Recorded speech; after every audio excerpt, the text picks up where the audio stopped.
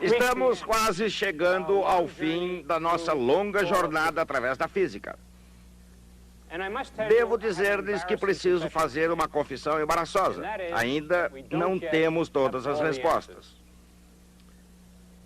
Sabemos que, numa escala muito pequena, o mundo é governado pelas leis da mecânica quântica. Acreditamos também que, numa escala cósmica muito ampla, o mundo é governado por uma teoria geral da relatividade. Quando essas duas grandes teorias são examinadas muito cuidadosamente, vemos que elas não são exatamente consistentes uma com a outra. Isto significa que não conhecemos ainda as regras definitivas do jogo.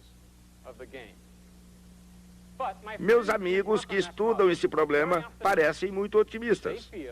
Acham que dentro de pouco tempo teremos as equações definitivas capazes de descrever tudo no universo. Vocês podem imaginar que isso será o fim da física.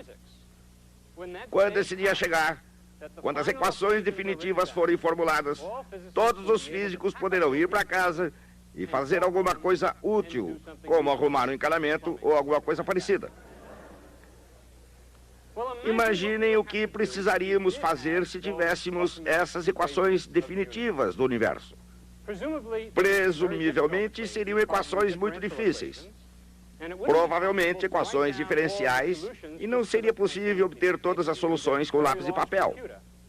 Seria preciso um grande computador. Um grande computador iria expelir uma imensa produção na forma de dados com todas as possíveis soluções dessas equações definitivas. Isto seria realmente o fim da física, pois teríamos todas as soluções das equações definitivas do universo. A verdade é que nada disso nos traria qualquer vantagem, pois essas soluções seriam necessariamente, pelo menos, tão complicadas quanto o próprio universo, e já temos o próprio universo.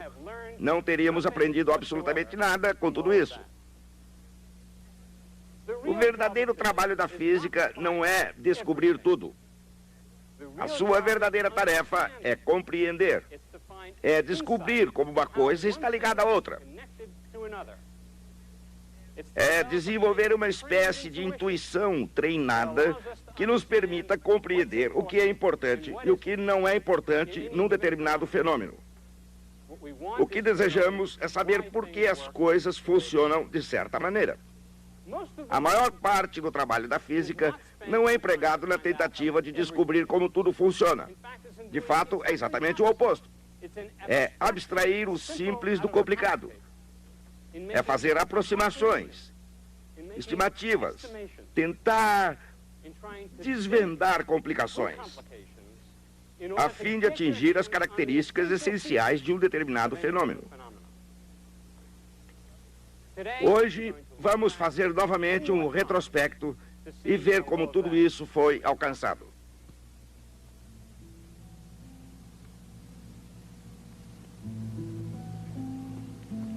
De vez em quando acontece um grande momento em que alguém observa um fenômeno que ninguém tinha observado antes.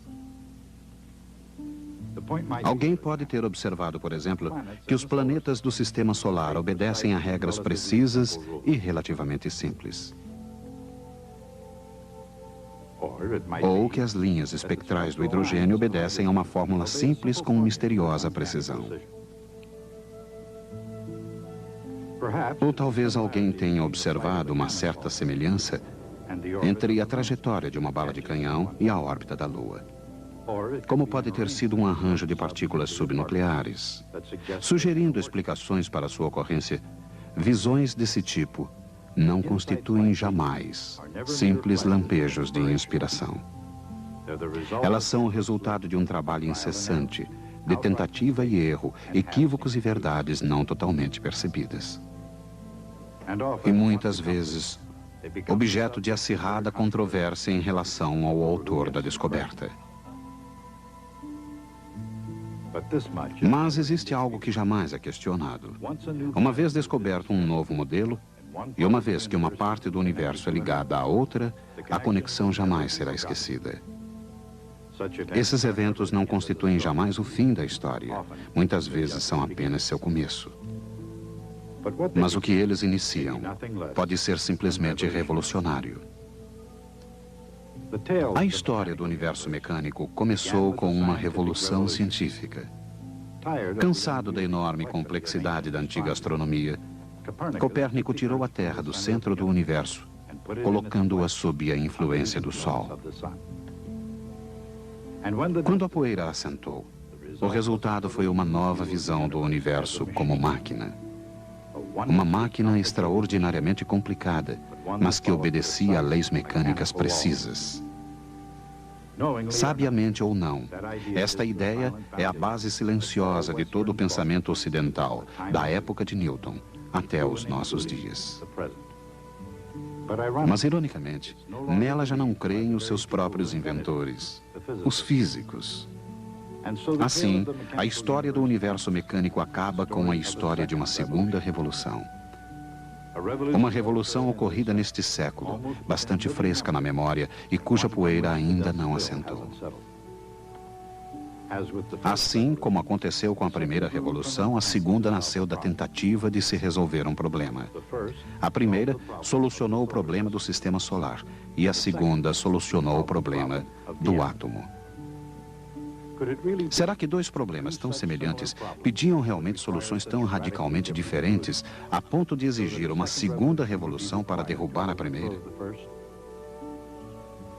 Afinal, a primeira revolução, a invenção da mecânica clássica, solucionara não apenas o problema do sistema solar, mas conseguira muito mais. Antes de mais nada, ela parecia ter reduzido todos os fenômenos no céu e na terra a uma única equação, uma equação vetorial. Para ser exato, uma equação diferencial vetorial. Mas dentro do seu âmbito, ela encerrava as respostas para uma grande variedade de questões. Qual o princípio da manutenção do tempo correto? Ou o segredo de seguir um curso infalível? Por que as ondas do oceano quebram na praia? E por que uma ponte resistente pode cair? Com respostas a questões como essas, a própria mecânica clássica parecia uma estrutura que jamais iria ruir por terra. Pelo contrário, ela deveria inspirar e orientar a exploração de novos campos.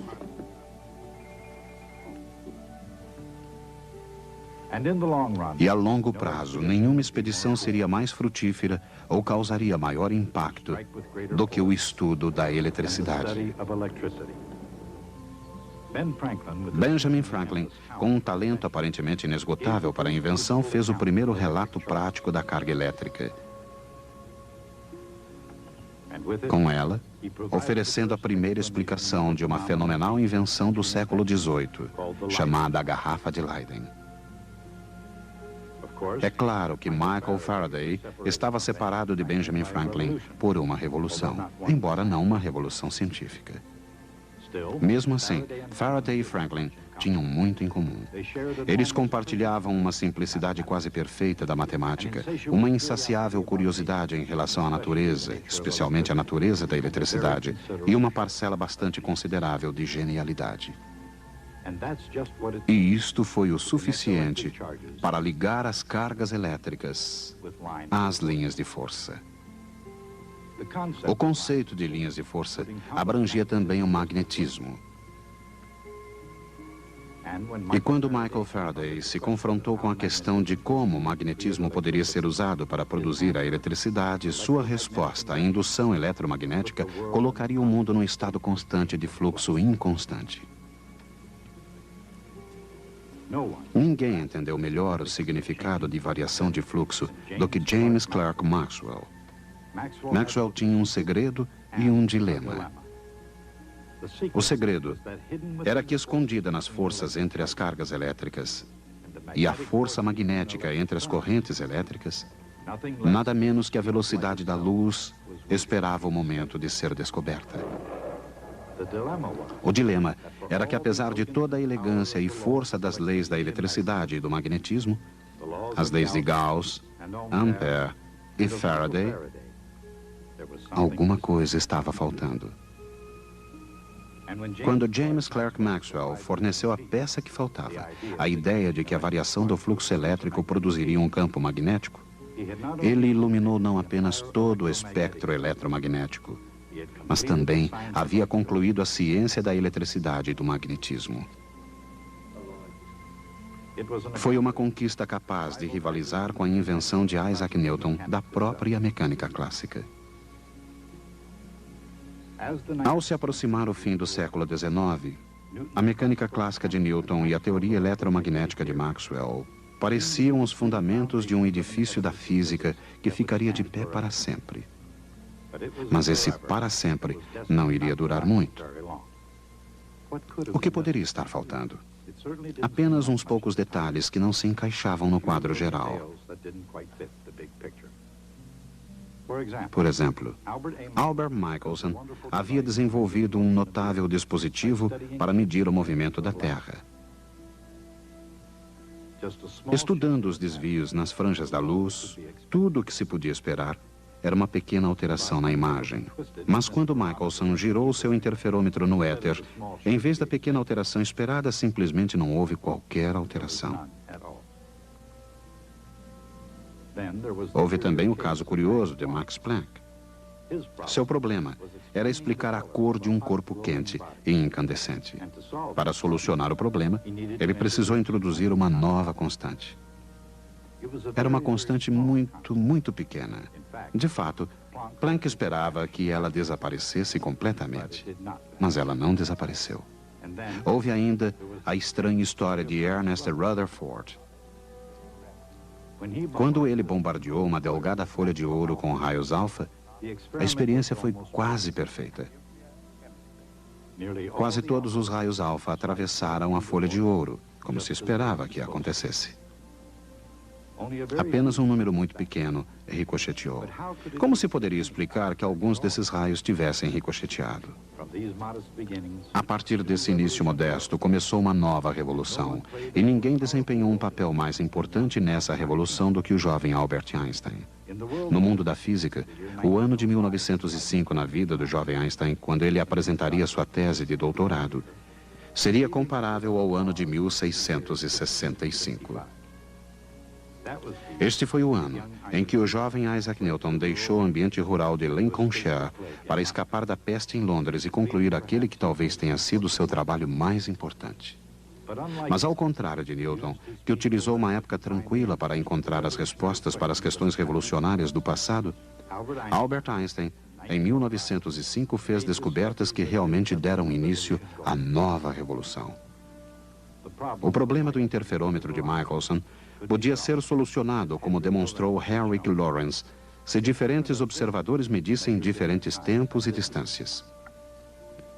Mas Albert Einstein foi mais longe, combinando espaço e tempo num contínuo perfeito. E a teoria de Einstein da relatividade de 1905 foi apenas o primeiro passo, não o último. Na tentativa de explicar o antigo mistério da lei da queda dos corpos, Einstein viria mais tarde a concluir que o próprio espaço, ou melhor, o espaço-tempo, era curvo, dando uma nova reviravolta na lei da inércia. Uma nova explicação da força da gravidade e uma nova teoria do cosmos. Mas estamos nos antecipando na nossa história. Voltando a 1905, Albert Einstein também percebeu que podia explicar algo chamado efeito fotoelétrico. Por que razão a luz ultravioleta deveria descarregar uma placa de metal eletricamente carregada? Isto aconteceria se a luz ocorresse em pacotes cuja energia dependesse da frequência de acordo com a fórmula de Max Planck. A ideia pode ter parecido muito simples, mas na realidade nenhum manifesto jamais fora tão revolucionário.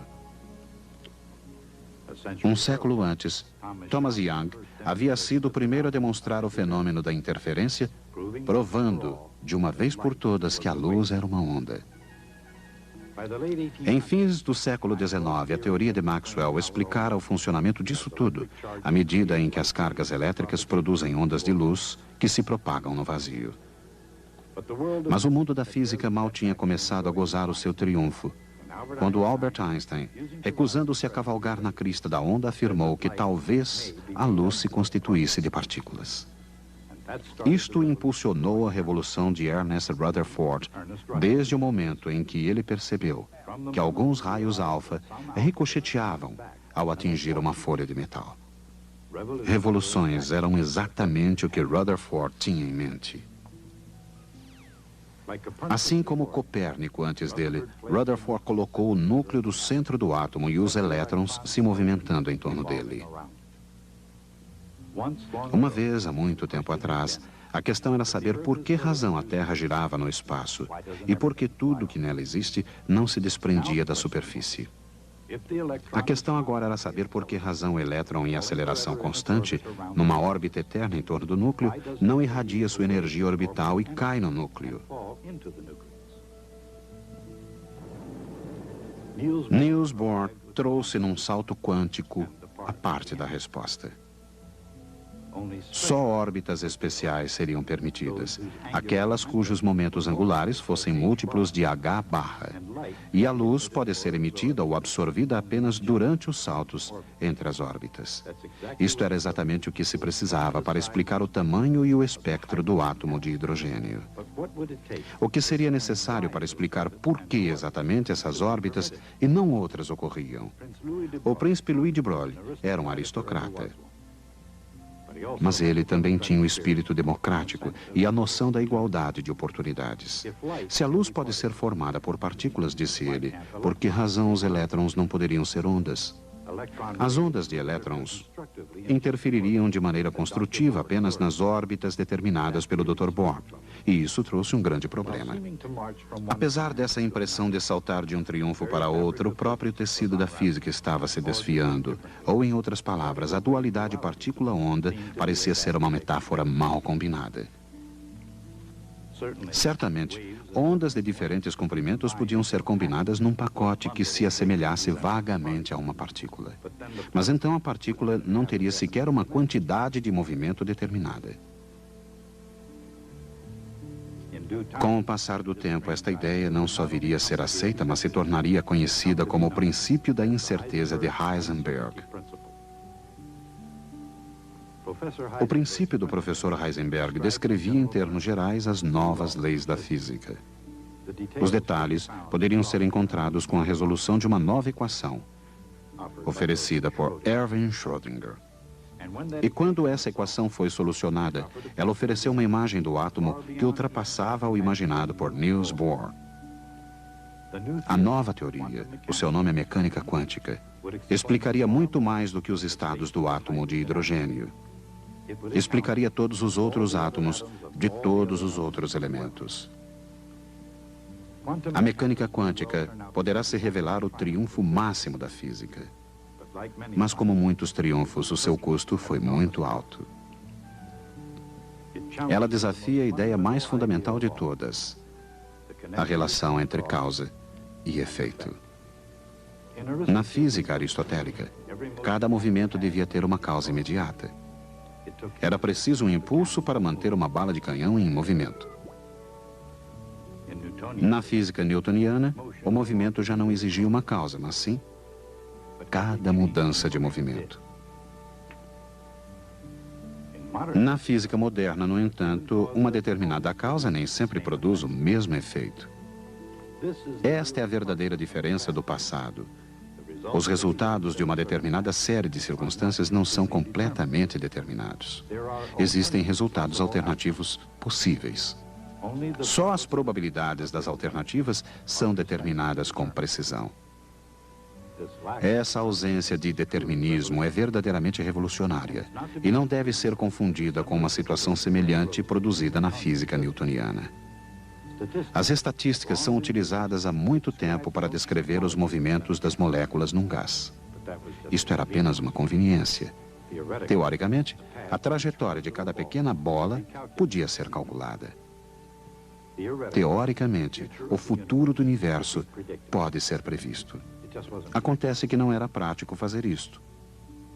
Mas com a mecânica quântica, a situação se transformou na sua essência. Como uma questão de princípio, os cursos de partículas atômicas não podem ser previstos com precisão. E o futuro do universo não é pré-determinado. Revoluções ocorrem tanto nas questões das nações como nos campos da ciência. Elas vêm e vão, e as coisas permanecem mais ou menos as mesmas. Mesmo no universo da mecânica quântica, algumas coisas não mudaram. A energia é conservada, como sempre foi. E também é a quantidade de movimento, assim como seu momento angular. De fato, essas ideias estão no âmago da física moderna. Na teoria da relatividade, por exemplo, o momento é conservado, mesmo que isso signifique que a massa deve aumentar com a velocidade. É exatamente por isso que até mesmo Niels Bohr, com toda a sua ousadia, não desafiou a ideia de que a energia é sempre conservada. E a ideia da energia permanece fundamental, mesmo as partículas fundamentais. Quanto ao momento angular, a ideia não apenas inspirou Niels Bohr, mas emergiu como um conceito central da nova física, na qual cada elétron, isto para não se falar das outras partículas elementares, é uma espécie de giroscópio mecânico quântico. Mesmo assim, é difícil imaginar qualquer mudança mais profunda do que a produzida por essas duas grandes revoluções, ocorridas com a diferença de algumas centenas de anos. Primeiro, as esferas de cristal dos antigos são transformadas na máquina racional perfeitamente ordenada, o universo mecânico. Depois, numa reviravolta fantástica, tempo e espaço, matéria e movimento, os pistões e engrenagens da grande máquina foram transformados a ponto de se tornarem irreconhecíveis. Sejam bem-vindos ao universo mecânico quântico. Bem, este é o momento que estava sendo aguardado por todos vocês. Nesta nossa longa jornada pela física, finalmente chegamos ao fim. Agora, só nos resta tempo de contemplar pela última vez onde estivemos. Toda a história começou naturalmente com Copérnico. Ele deu um pequeno empurrão no sistema aristotélico e tudo ruiu por terra. 150 anos mais tarde, ele foi substituído pela visão newtoniana do mundo. E até hoje, as pessoas instruídas pensam no mundo dessa maneira.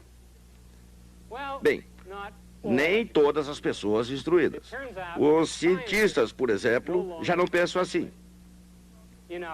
No nosso próprio século, de fato, muito recentemente, ocorreu uma nova revolução científica.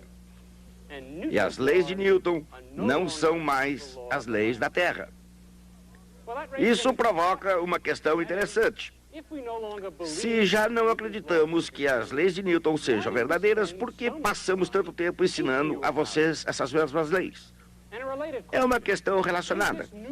Será que esta nova revolução é semelhante à revolução original no sentido de que as leis erradas foram substituídas por leis certas?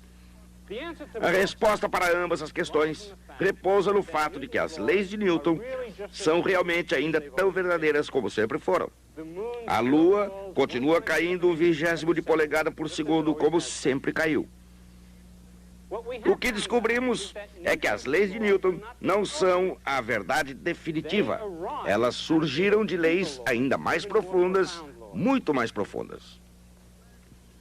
Mas, num certo sentido, esta nova revolução é semelhante à que lhe antecedeu. Houve uma mudança no tipo de perguntas que fazemos hoje. Na primeira revolução científica, a discussão sobre a interpretação da autoridade humana ou divina foi substituída pela observação, pelas medições, pelo teste das hipóteses. Tudo isso com a ajuda poderosa do raciocínio matemático quantitativo. E o resultado de tudo isso foi o universo mecânico. Um universo que se dirige inexoravelmente ao seu destino, segundo leis mecânicas precisas e previsíveis. Hoje, não acreditamos mais nesse universo. Se eu souber a posição precisa de alguma partícula, num determinado instante de tempo, não posso ter a menor ideia de para onde e com que velocidade está indo. Não faz a menor diferença dizer, tudo bem, você não sabe onde ela está indo, mas para onde ela está indo realmente? Esta é exatamente o tipo de pergunta que não faz sentido do ponto de vista científico. Esta é a natureza do mundo em que vivemos. Este é um universo mecânico quântico. Desta vez, não posso dizer mais até a próxima. Hoje o que posso dizer é adeus e boa sorte.